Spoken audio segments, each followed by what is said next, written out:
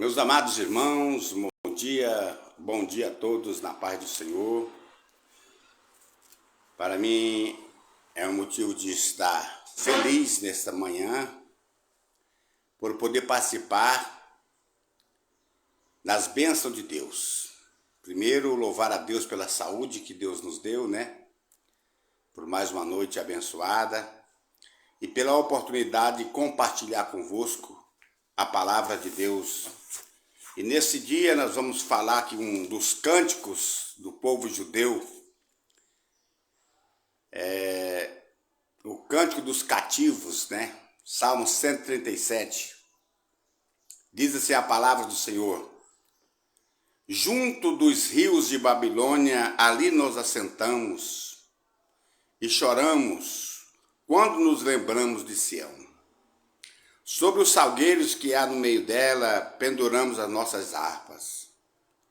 Pois lá aqueles que nos levavam cativo pediam uma canção, e aquele que nos destruía que os alegrássemos, dizendo: cantai-nos um dos cantos de Sião.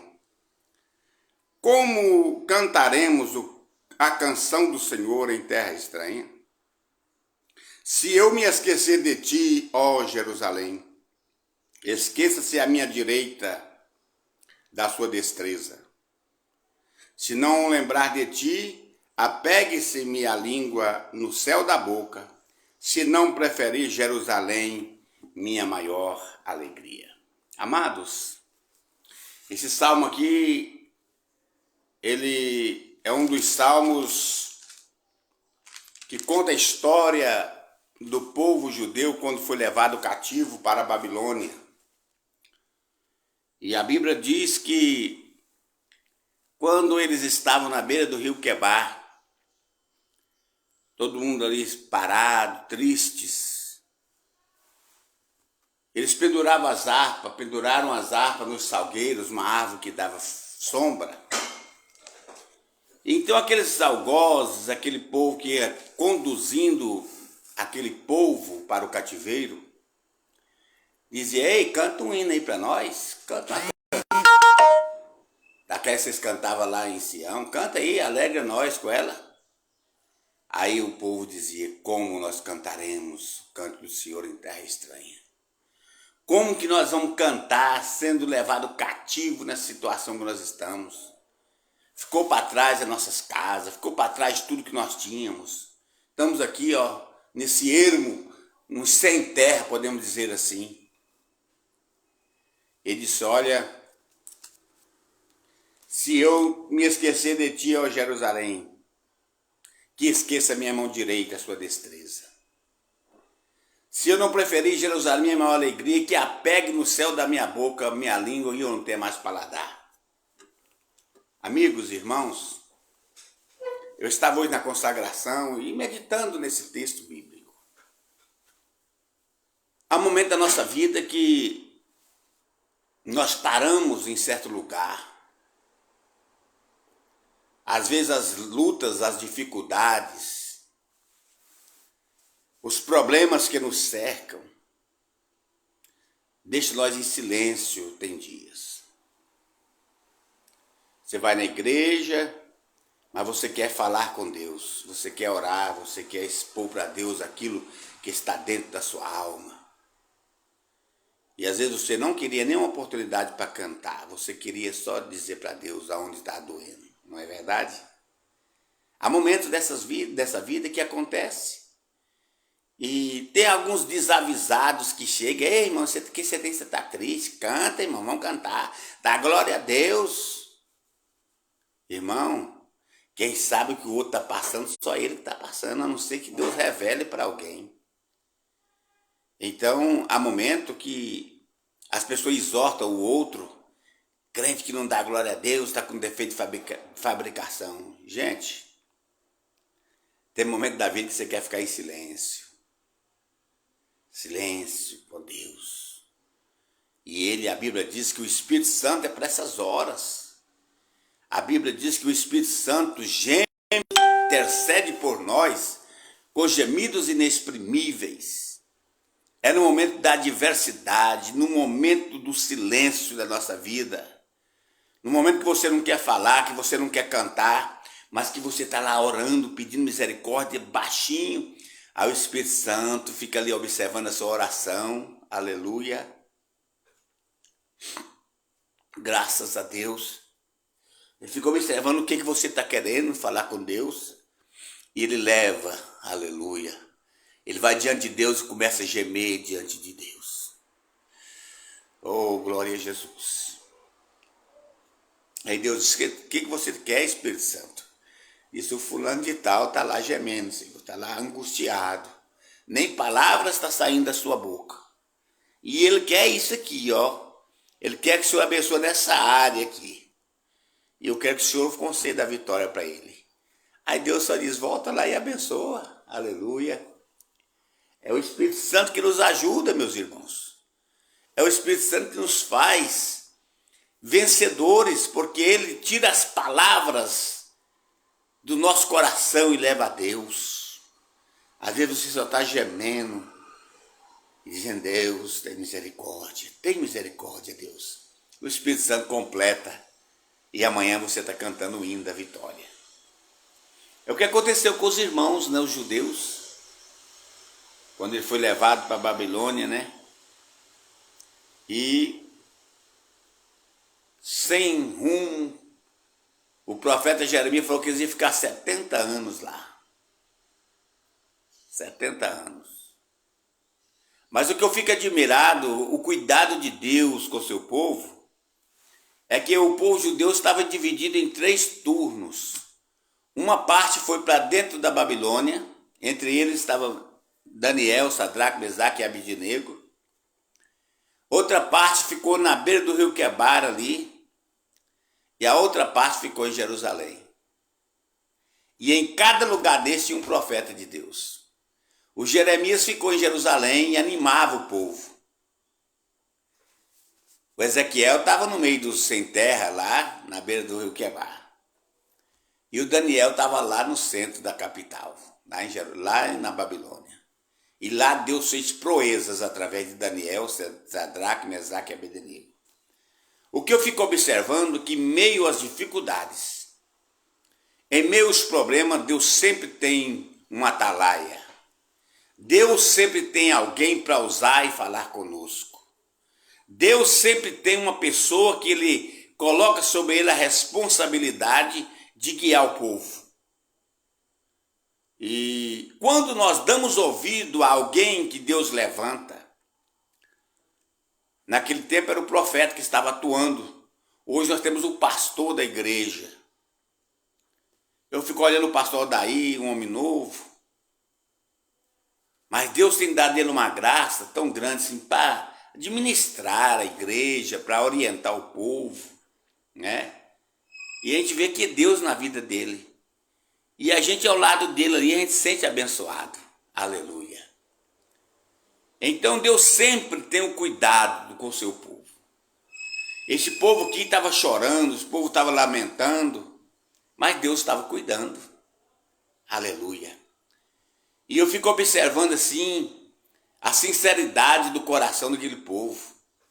Quando alguém dizia, canta aí, gente, vamos tocar essas harpas aí, vamos tocar os instrumentos. Ele disse, não é hora de nós cantar, agora não. É por isso que a Bíblia diz, o sábio Salomão dizendo, há tempo para todo o propósito debaixo do céu. Há tempo de cantar, tempo de chorar, tempo de sorrir, tempo de chorar, tempo de estar alegre, tempo de estar triste, né? Tempo de semear, tempo de colher, tempo de ajuntar, tempo de espalhar. Então nós devemos entender o que está acontecendo na nossa vida, entender o porquê que nós estamos passando por algum momento na nossa vida, pois Deus tem um propósito para cada coisa que acontece conosco. Eu estava esses dias pregando e falando sobre a correção de Deus, né, e a aprovação de Deus. Tem gente que mistura a correção com prova. Tem gente que você vê que Deus está chicoteando ele e você está sendo provado igual o Jó. Que mentira, meu amigo. Você está passando pela correção, Deus está batendo em você. Ou às vezes Deus está batendo em mim. E quando Deus está corrigindo é porque Ele quer que nós consertamos alguma coisa. Agora, quando Deus está provando, Deus está querendo nos aprovar para algum trabalho, para alguma missão. Então, nunca devemos misturar a aprovação com a correção de Deus. Eu passei pela correção de Deus. Eu tive 3 anos praticamente em cima de uma cama. Mas era simplesmente Deus querendo que eu reconhecesse o que Ele queria na minha vida. O dia que eu me rendi inteiramente a Deus, acabou os problemas. Estou aí andando, montando de cavalo quando precisa, cuidando. E assim Deus vai abençoando a nossa vida. Mas precisamos entender o que Deus quer falar conosco. Às vezes a gente quer só ser usado para falar com as pessoas. Só Deus usar a gente para falar, exortar as pessoas. E nós não queremos ouvir a voz de Deus quando Deus quer usar alguém para falar conosco. Nós precisamos ter a humildade de ouvir a voz de Deus. Precisamos ter a humildade de ouvir o conselho de alguém. Até mesmo da nossa companheira. Tem gente que, mulher tem que ficar na cozinha. Não, senhor. Mulher também é voz de Deus. Quando ela está na posição que Deus quer usar, ela é um instrumento de Deus. Aqui em casa, quantas vezes eu escuto o que a minha esposa fala, eu sei que coisas que Deus está usando, e eu vou calar a boca e vou consertar aquilo que precisa. Irmãos, nós não somos super-homem, não. Nós precisamos da ajuda de alguém nessa caminhada. Nós precisamos de alguém. Assim como Israel precisou de algum rei para retornar eles do cativeiro, alguém para estender a mão para eles após os 70 anos, nós precisamos também de alguém que nos abençoa, alguém que esteja nos corrigindo, nos exortando para o nosso bem. Aleluia. Eu sempre gostei de ouvir conselhos. E meu pai dizia, quem não escuta conselho, não ouve conselho, escuta, coitado. Coitado de fulano, porque não escutou o conselho. Então é melhor obedecer do que sacrificar, não é isso? Então, meus amados irmãos, aqui o povo de Israel passando por essa dificuldade, levado para o cativeiro, e agora ficaram ali sofrendo. Mas um dia Deus lembrou. Eu sempre digo, a gente não fica na prova a vida toda, não. A prova tem fim. A Bíblia diz que o choro dura uma noite, mas a alegria vem pela manhã. Aí a Bíblia diz que um certo rei, lembra agora daquele povo, e concede a anistia de todos aquele povo. Aí você vai para o Salmo 126, quando o Senhor restaurou a sorte de Sião, nós ficamos como os que sonham, aleluia, como os que sonham. Diz assim a palavra do Senhor, quando o Senhor trouxe do cativeiro os que voltaram a Sião, estavam como os que sonham, sonhando, olhando para um lado para o outro. Será que é verdade? Será que nós estamos voltando para a nossa terra? Aleluia. Então a nossa boca se encheu de riso e a nossa língua de cântico.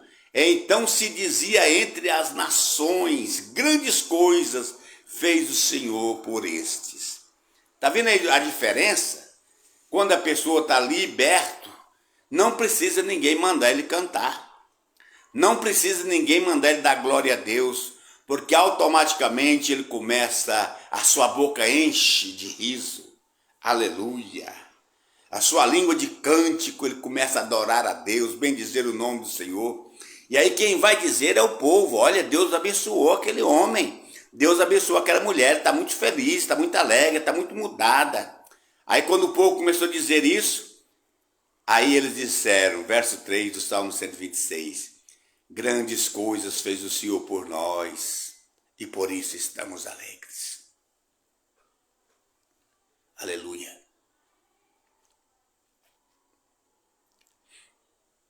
Grandes coisas fez o Senhor por nós. Irmãos, nós devemos ser agradecidos a Deus.